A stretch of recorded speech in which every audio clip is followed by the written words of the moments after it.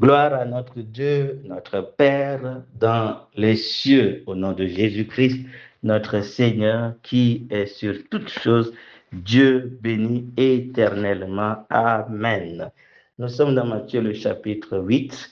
Tendre Père, fais du bien aux âmes par la puissance de ta parole, pour la gloire de ton nom, pour la gloire de ton Fils bien-aimé et pour notre bonheur suprême. Au nom de Jésus. Amen. Matthieu 8. Lorsque Jésus fut descendu de la montagne, une grande foule le suivit. Alors un lépreux s'approcha et se prosternant devant lui et dit, Seigneur, si tu le veux, tu peux me rendre pur. Jésus tendit la main, le toucha et dit, je le veux, sois pur. Aussitôt, il fut purifié de sa lèpre. Puis Jésus lui dit, fais bien attention de n'en parler à personne, mais va te montrer au prêtre et présente l'offrande que Moïse a prescrite afin que cela leur serve de témoignage. Alors que Jésus entrait dans Capernaum, un officier romain l'aborda et le supplia en disant, Seigneur, mon serviteur est couché à la maison atteint de paralysie, il souffre beaucoup. Et Jésus lui dit, j'irai, je le guérirai. L'officier répondit, Seigneur, je ne suis pas digne que tu entres sous mon toit, mais dis seulement un mot et mon serviteur sera guéri. En effet, moi aussi, je suis un homme soumis à des supérieurs. J'ai des soldats sous mes ordres. Et je dis à l'un, pars, et il part. Un autre, viens, et il vient. Et à mon esclave, fais ceci, et il le fait. Après l'avoir entendu, Jésus fut dans l'admiration et dit à ceux qui le suivaient, je vous le dis en vérité, même en Israël, je n'ai pas trouvé une aussi grande foi. Or, je vous le déclare, beaucoup viendront de l'Est et de l'Ouest et seront à table avec Abraham, Isaac et Jacob dans le royaume des cieux. Mais ceux à qui le royaume était destiné seront jetés dans les ténèbres extérieures où il y aura des pleurs et des grincements de dents. Puis Jésus dit à l'officier, vas-y et sois traité conformément à ta foi. Et au moment même, le serviteur fut guéri. Jésus se rendit ensuite à la maison de Pierre. Il vit la belle main de celui-ci couchée avec de la fièvre. Il lui toucha la main et la fièvre la quitta. Puis elle se leva et le servit. Le soir venu, on amena vers Jésus de nombreux démoniaques qui chassa les esprits par sa parole et guérit tous les malades. Ainsi s'accomplit ce que le prophète Isaïe avait annoncé. Il a pris nos faiblesses et il s'est chargé de nos maladies. Voilà, voyant une grande foule autour de lui, Jésus donna l'ordre de passer de l'autre côté du lac. Un spécialiste de la loi s'approchait et lui dit, Maître, je te suivrai partout où tu iras. Jésus lui répondit, les renards, les taniers, les oiseaux du ciel ont des nids, mais le Fils de l'homme n'a pas un endroit où il puisse reposer sa tête. Un autre parmi les disciples lui dit, Seigneur, permets-moi d'aller d'abord enterrer mon père. Jésus lui répondit, suis-moi et laisse les morts enterrer leurs morts. Il monta dans la barque et ses disciples le suivirent. Soudain, il s'éleva sur le lac une si grande tempête que la vague était couverte par les vagues. Et lui, il dormait. Jésus, les disciples s'approchèrent et le réveillèrent en disant, Seigneur, sauve-nous, nous allons mourir. Il leur dit, pourquoi êtes-vous si craintifs, hommes de peu de foi? Alors il se leva, menaça les vents du lac et il y eut un grand calme. Les hommes, Ces hommes furent très étonnés et dirent, quel genre d'homme est-ce? Même les vents et la mer lui obéissent. Lorsqu'il fut arrivé sur l'autre rive, dans le pays des Gadaréniens, deux démoniaques, deux démoniaques qui sortaient des tombeaux vinrent à sa rencontre. Ils étaient si dangereux que personne n'osait passer par là. Et voilà qu'ils se mirent à crier, que nous veux-tu, Jésus, Fils de Dieu? Es-tu venu ici pour nous tourmenter avant le moment fixé? Il y avait loin d'eux un grand troupeau de porcs en train de chercher à manger. Les démons suppliaient Jésus, si tu nous chasses, permets-nous d'aller dans ce troupeau de porcs. Allez-y, leur dit-il. Il sortit des deux hommes et entrait dans les porcs. Alors tout le troupeau se précipita du haut de la falaise dans le lac et ils moururent dans l'eau. Les gardiens du troupeau s'enfuirent et allèrent la ville, rapporter tout ce qui s'était passé et ce qui était arrivé au démoniaque. Alors tous les habitants de la ville sortirent à la rencontre de Jésus et dès qu'ils le virent, ils le suppliaient de quitter leur territoire. Gloire à Dieu. Il est question donc de la foi. Et cette foi doit s'exprimer ici, comme cela nous est montré, par l'assurance que Dieu peut tout. Et c'est ce que le lépreux fait. Il vient avec cette assurance. Je sais qu'il le peut. La seule question, est-ce qu'il veut me guérir? Et c'est ainsi que nous devons nous approcher déjà de Dieu avec cette assurance. Il peut le faire. Déjà, celui qui s'approche de lui, qui ne croit pas qu'il peut le faire, déjà, il ne peut même pas s'approcher. Il ne peut même pas estimer recevoir quoi que ce soit de lui. Mais la réponse de Jésus ajoute un élément important. Non seulement que nous devons être dans l'assurance qu'il le peut, mais nous devons aussi être dans l'assurance qu'il veut. Quand on s'approche de lui, on ne doit pas douter des deux éléments. Il peut, il veut. Il veut me secourir, il veut me guérir, il veut me rendre libre, il veut me purifier de tout péché. Il veut que je sois sauvé. Toutes ces réalités, en tout cas, ces volontés sont clairement exprimées dans les Écritures, nous ne devons pas en douter. Donc, quand nous approchons de Dieu, nous devons venir avec cette foi. Sa réponse nous donnera, évidemment, donc, au fait, dépendra de lui, mais nous ne devons pas douter, au fait, non seulement qu'il peut, mais il veut. Maintenant, c'est là où on est troublé. Comment je sais que Dieu peut, je sais qu'il veut me sauver, mais il veut me guérir, il veut m'assister, il veut me. Bon, de toute façon, de le savoir clairement que quant au salut de l'âme, il ne rejette pas celui qui vient à lui. Nous sommes dans l'assurance que quelqu'un qui s'approche et qui accepte Jésus-Christ a au fait l'assurance d'être accueilli, d'être sauvé, parce que Dieu veut notre salut. Ça, c'est clair. Mais je dis, des fois, dans certaines situations, maladie ou encore besoin, nous pouvons être des fois troublés dans notre cœur du fait que nous croyons que Dieu peut le faire, c'est pour ça que nous prions, et nous croyons aussi qu'il veut nous sauver, qu'il veut nous assister, nous sortir, mais on ne comprend pas pourquoi on demeure dans la même situation.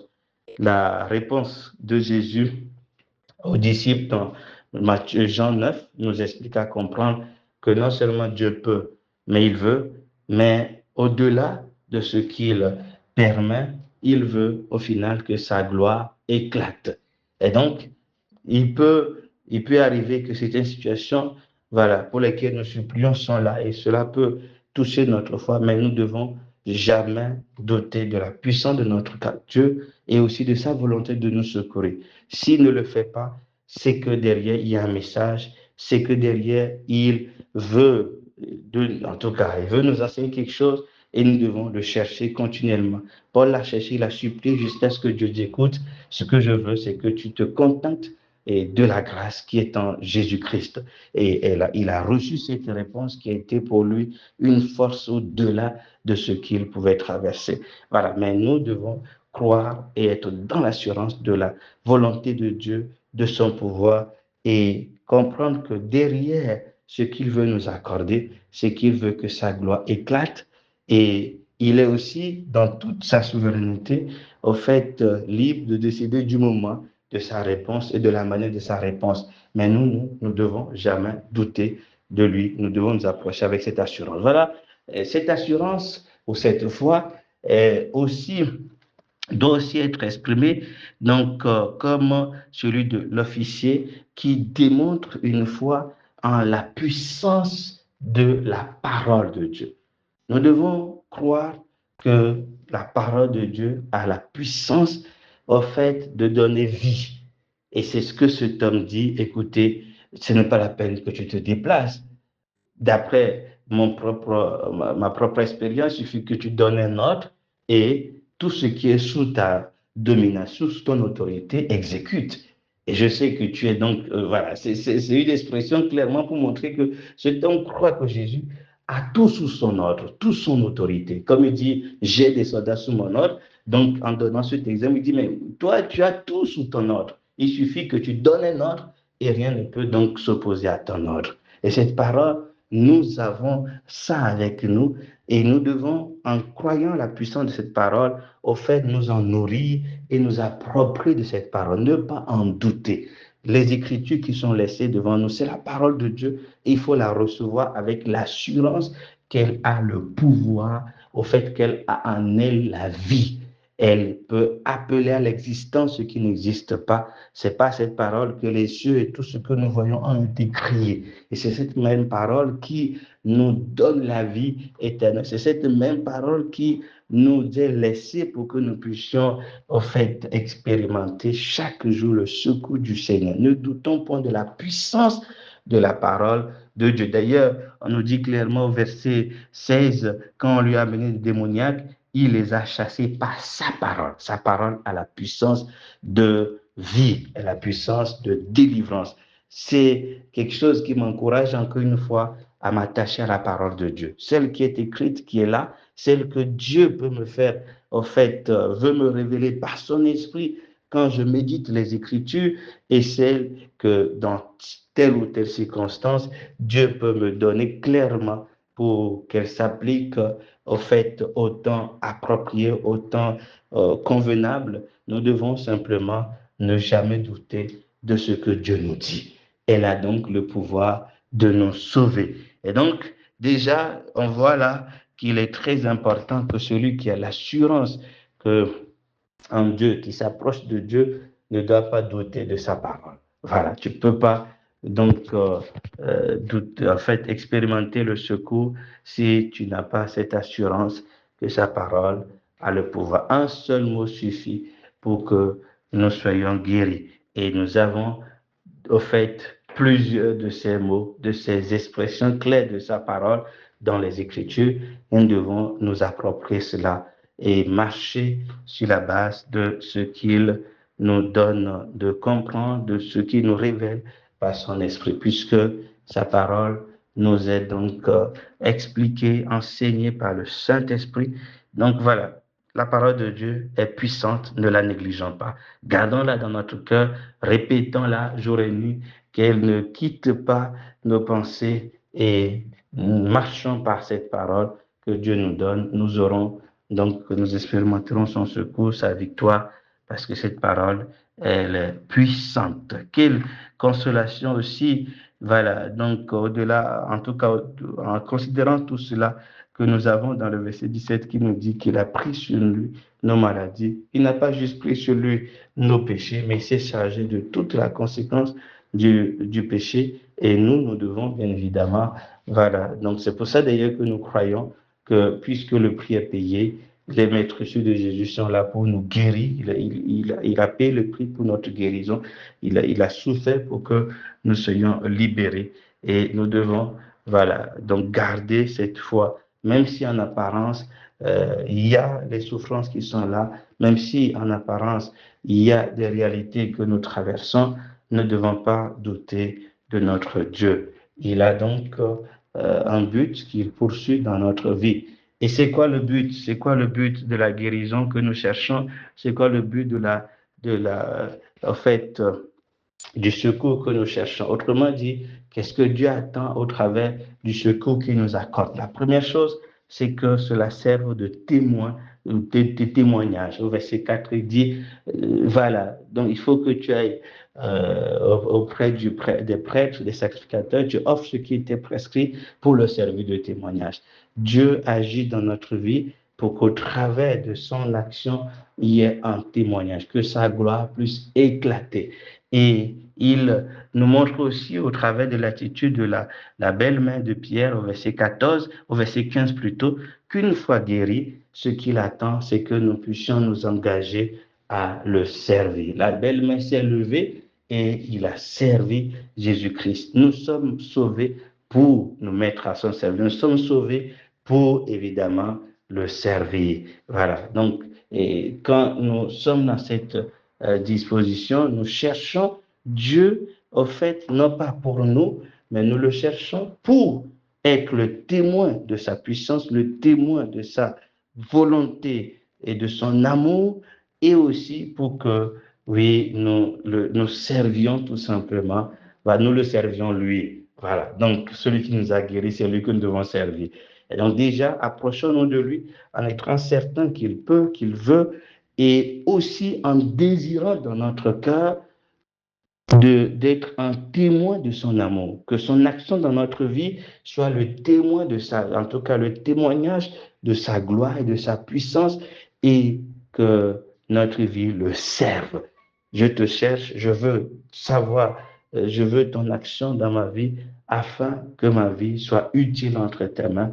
Je veux que tu me libères, que tu me délivres de tout ce qui domine sur moi afin d'être un témoignage de ta puissance. Agis pour ta gloire. Agis pour, évidemment, que je te serve. Et donc, quand le Seigneur nous a sauvés, c'est pour que nous puissions nous mettre à son service. Et la question qui se pose, c'est de savoir si c'est le cas, si nous vivons pour lui. Le servir, c'est donc être à sa disposition.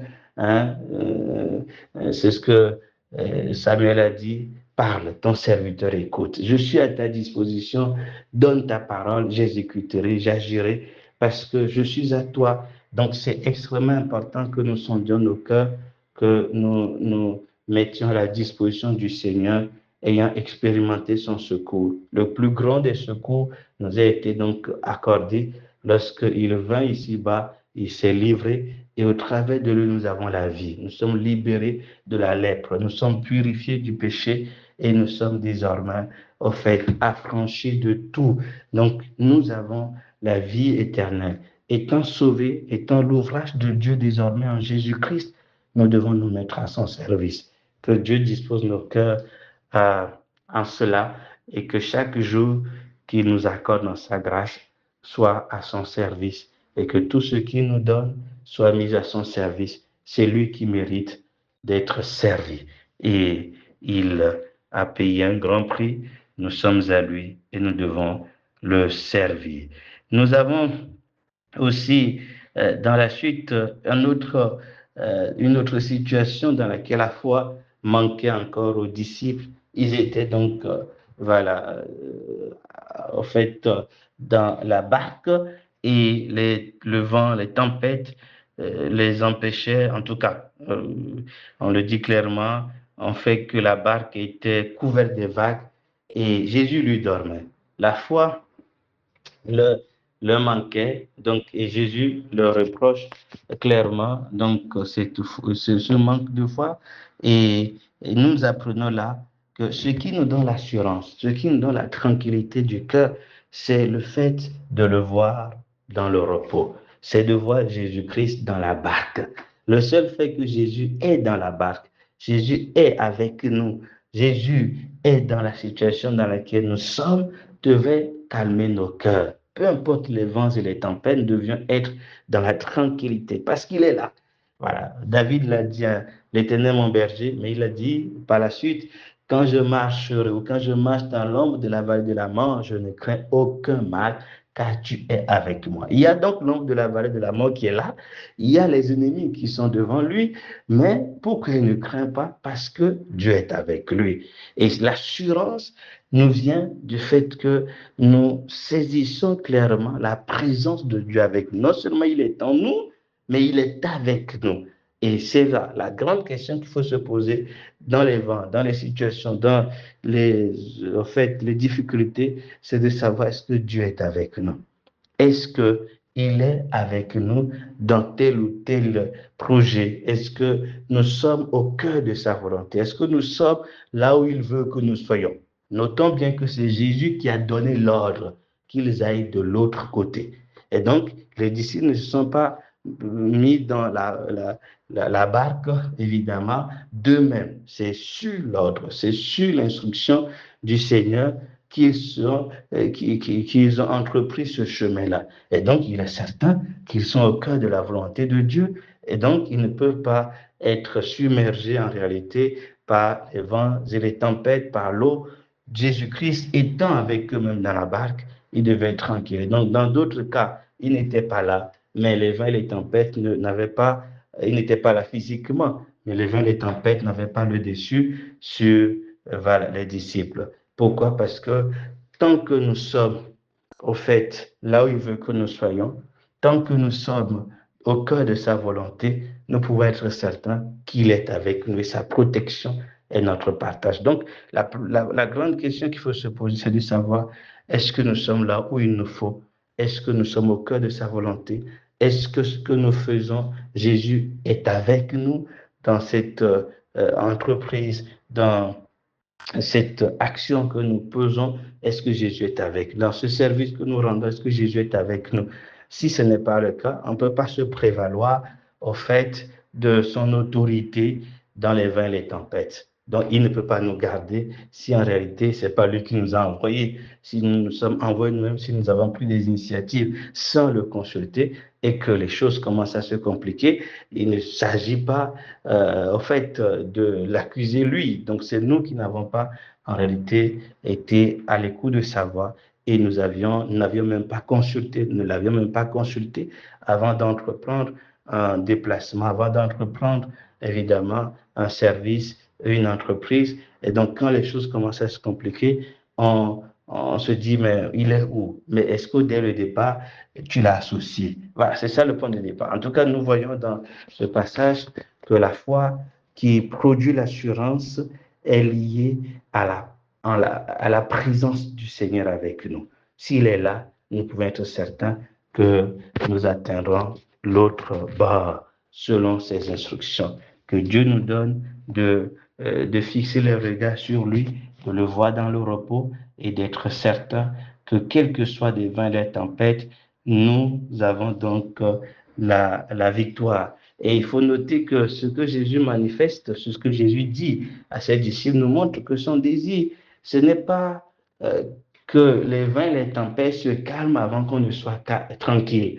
Il veut que quand il y a les vents et les tempêtes, qu'on soit tranquille, qu'on soit dans la paix. C'est pour ça que Philippiens nous dit, dans les situations difficiles, venons auprès du Seigneur et prions. Voilà. Et quand nous lui exposons nos requêtes, nos supplications, avec des actions de grâce, c'est la paix qu'il nous donne. Une paix qui fait que malgré ce qui se passe, malgré les situations, nous sommes dans la tranquillité parce que nous savons qu'il est là. Et c'est ce qu'il a dit à Paul, voilà, ma grâce te suffit. Alors qu'évidemment, donc, l'écharpe est toujours là, la situation est toujours là, mais Paul a retrouvé une paix, une assurance qui l'amène à vivre au-dessus de ce qui lui arrivait. Voilà, donc en étant dans l'assurance que la puissance de Dieu se manifestera, malgré évidemment cette faiblesse qui est dans son corps. Donc nous devons, voilà, avoir cette foi qui nous pousse à nous réjouir dans l'épreuve, non pas après qu'il y ait l'épreuve, à nous réjouir dans la souffrance, à être calme dans la souffrance, à ne pas paniquer quand il y a des situations compliquées. Nous devons avoir cette foi-là. Cette foi, au fait, n'est pas après qu'il y ait les tempêtes qu'il faut avoir la foi, qu'il faut se réjouir simplement de la délivrance qui est accordée. Dieu veut que malgré qu'il y ait les tempêtes, il y ait les situations difficiles, les épreuves, que nos cœurs soient dans l'assurance, dans la paix. C'est là notre plus grande victoire. Voilà, quand il y a des difficultés, quand il y a des situations compliquées, mais on nous voit toujours calme. Une paix qui dépasse ce que le monde peut concevoir. Que Dieu nous bénisse d'une telle assurance, d'une telle paix qui découle de sa présence avec nous au nom de Jésus. Nous avons aussi dans le passage, bien avant ce que je viens d'évoquer tout à l'heure, donc cette traversée de la mer, donc il y a ces personnes qui ont désiré suivre le Seigneur, donc, mais le spécialiste de la loi qui a désiré suivre le Seigneur, mais sans saisir le sens de le suivre. Et l'autre qui veut d'abord demander, en tout cas, enterrer d'abord son père. Et les réponses de Jésus nous enseignent beaucoup de choses. D'abord, le suivre doit être, au fait, synonyme du fait qu'on est prêt à vivre ce que lui a vécu. Il n'a pas, évidemment, de demeure ici-bas, comme il dit, je n'ai pas où reposer ma tête. Et donc, si tu cherches, évidemment, voilà, des demeures ici, tu cherches à ce qu'il te donne des maisons, qui te donnent des choses afin que tu règnes dans ce monde-là, en attendant même son règne. Donc, il faut savoir que tu ne peux pas le suivre. Dis-moi, je ne suis pas venu pour établir ma demeure. Je n'ai même pas de demeure ici. Ce monde me rejette. Ce monde n'a pas, en fait, ne m'accueille pas. Et d'ailleurs, mon royaume n'est pas d'ici-bas. Tu dois venir à moi avec cette confiance, ou plutôt cette compréhension claire que je ne te donnerai pas de tanière, je ne te donnerai pas de nid ici-bas. Si tu veux des tanières, va voir évidemment comment ils appellent ici, voilà, va voir les renards. Si tu veux un nid, va voir les oiseaux. Mais moi, je ne donne pas ces choses, je donne plutôt ce qui n'est pas d'ici-bas. Là, parce que moi, je ne suis pas d'ici-bas. Et donc, c'est ce qui lui fait comprendre. Nous devons savoir que ça doit être le sens de notre décision de le suivre. Nous voulons posséder un royaume qui n'est pas de ce monde. Et nous savons que il a promis de nous introduire bientôt dans sa présence pour toujours, que Dieu nous attache nos cœurs à cette promesse, cette belle espérance. Et évidemment, la deuxième réponse de Jésus montre clairement que son appel, son désir, ou plutôt le fait de le suivre, signifie la séparation totale d'avec voilà, les mondes, avec ceux qui ne le connaissent pas. Nous devons nous affectionner exclusivement au Seigneur. Voilà, et ça c'est très important. Ce qui est étonnant dans cette histoire, c'est évidemment la délivrance de ces deux démoniaques, l'extraordinaire délivrance, et au lieu que les villes, en tout cas les habitants, à que Jésus se réjouissent, ben, ils le chassent. C'est ce qui me choque un peu quand même. Donc, voyant la manifestation de la puissance de Dieu, au lieu d'accueillir et de profiter à fond de cette puissance, ils le chassent, peut-être parce qu'ils considéraient la perte de, de leurs biens, de leur port, et ils préféraient chasser le Seigneur. Avait-il peur? En tout cas, dans tous les cas, c'est quand même troublant de voir cela. Mais ce qui est merveilleux, c'est le fait que Jésus ne s'impose pas. Quelle attitude extraordinaire! Alors qu'il est le créateur du tout, mais quand on le chasse d'un endroit, il ne s'impose pas, il quitte. Il fait confiance à son Dieu. C'est vrai que ce qu'il a déjà fait dans ce village, donc dans cet endroit, au travers de la guérison de ces deux démoniaques, parlera forcément de lui. Mais lui, il a fini sa mission, on le chasse, il quitte sans, au fait, dire un mot. On ne voit pas que Jésus, voilà. Donc, parce que le verset 1 du chapitre 9 nous dit, Jésus monta dans une barque et traversa. Voilà. Donc, je crois que c'est la suite logique. Jésus-Christ ne s'est pas imposé. Il ne s'imposera jamais à nous. Si nous l'acceptons, il entre chez nous. Si nous le rejetons, il retourne simplement. Mais son désir, voilà, c'est qu'il puisse entrer, que je suis à la preuve dit, voici, je me mets à la porte, je frappe. Celui qui entend et qui ouvre, j'entrerai, je souperai avec lui et lui avec moi. Voilà, que Dieu nous donne au travers de ce passage d'être affermis dans notre foi et de ne point douter ni de sa puissance, ni de son amour, son désir, sa volonté de nous secourir. Ne doutons pas de cela. Aussi, ne doutons pas de la puissance de sa parole. Son mot suffit. Et donc, ce qui est important, c'est de chercher son mot, c'est de lui, au fait, d'être à l'écoute de ce qu'il dit. C'est ce qui nous donnera de la victoire. Et quand nous savons qu'il est là, ne soyons donc pas inquiets, quelles que soient les tempêtes et les vents, parce qu'il est le maître de tout. Il ordonne toutes choses. Une fois que nous expérimentons son secours, souvenons-nous qu'il veut que nous soyons le témoin, qu'au travers de nous, sa gloire éclate, et aussi que nous le servions. Vivons donc avec cette attitude de servir ce qui est dans son cœur, de servir celui qui nous a sauvés et de faire sa volonté en retour donc de son grand amour manifesté en nous sauvant, en nous guérissant, en nous assistant dans de plusieurs manières. Que Dieu bénisse chacun d'entre nous et que sa grâce nous soit abondamment multipliée dans sa connaissance. Au nom de Jésus. Amen.